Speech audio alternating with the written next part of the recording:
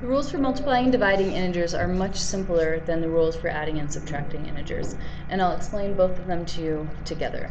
So when you're adding and subtracting integers, you have the whole set of rules for if the signs are the same, if the signs are different, you subtract, keep the sign of a bigger number.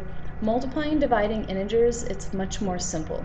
If there is an odd amount of negatives in the expression or the equation, then the answer is negative. If there's an even amount of negatives, then the answer is positive.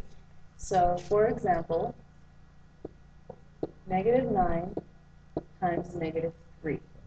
Okay, is that an even or an odd amount of negatives? It's an even amount, so the answer is going to be positive. And then you just do 9 times 3, which is 27. Okay? So if there's a negative amount of integer, or an odd amount of negatives, the answer is going to be negative. Negative 2 times 5, there's an odd amount, there's only one, the answer is negative 10. Sometimes you'll have three numbers multiplied together. Negative 2 times negative 1 times negative 3. Okay, here there's an odd amount of negatives, so my answer is going to be negative, because 1, 2, 3 negatives is an odd amount. So 2 times 1 is 2, 2 times 3 is 6, it's going to be negative 6, because there's an odd amount of negatives.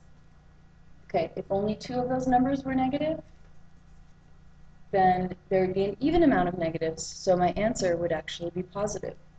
Negative 2 times negative 1 would be 2 times 3 would be a positive 6.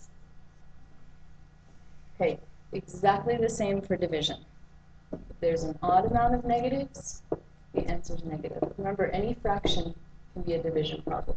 Here there's only one negative, that's an odd amount. So when I divide 25 by 5, I'm left with negative 5.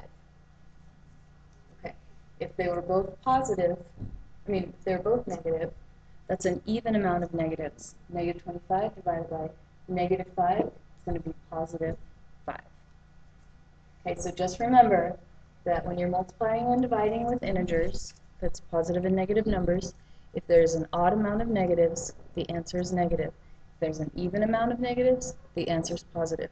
And other than that, you just multiply and divide like normal.